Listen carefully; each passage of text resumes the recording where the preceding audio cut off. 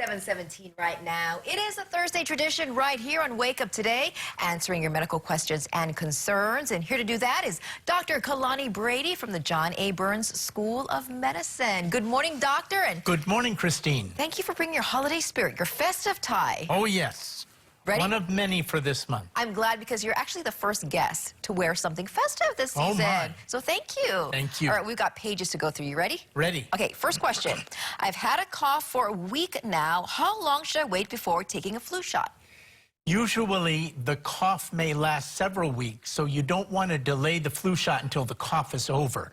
After the first 3 to 4 days, an upper respiratory infection is no longer communicable.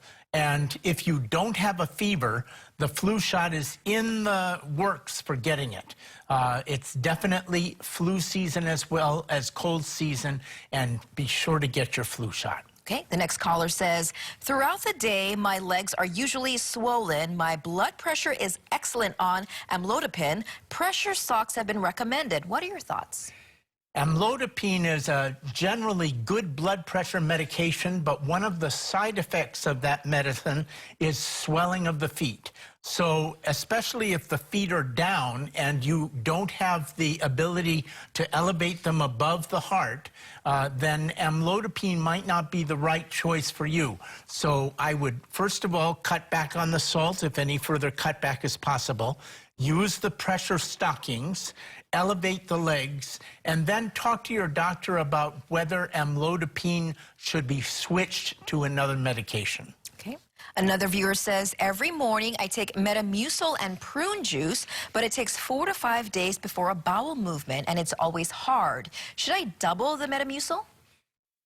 You could. I would recommend instead just eating more fruits and vegetables and talking to your doctor about a natural product which can increase the motility, the movement of the stool through the gut.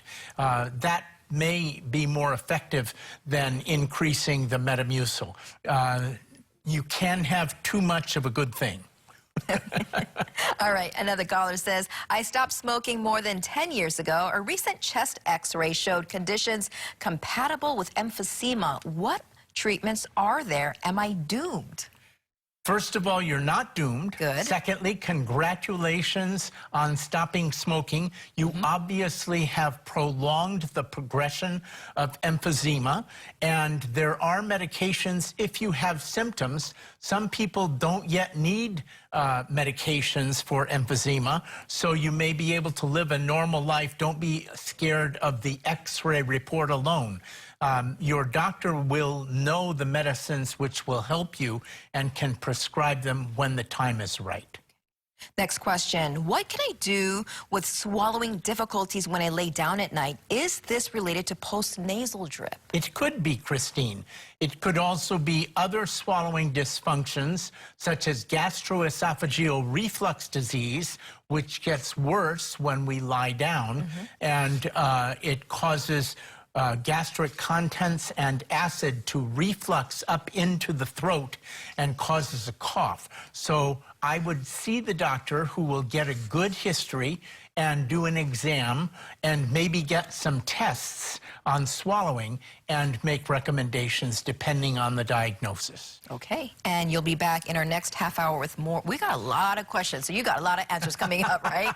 Lots of answers. And you're coming up in take 2, and today's topic, very appropriate this time of the year. The holiday blues. Holiday blues, all right. And holiday stress and how to deal with everything. How to deal with it. All right. Exactly. Thank you so much, Dr. My Brady. pleasure.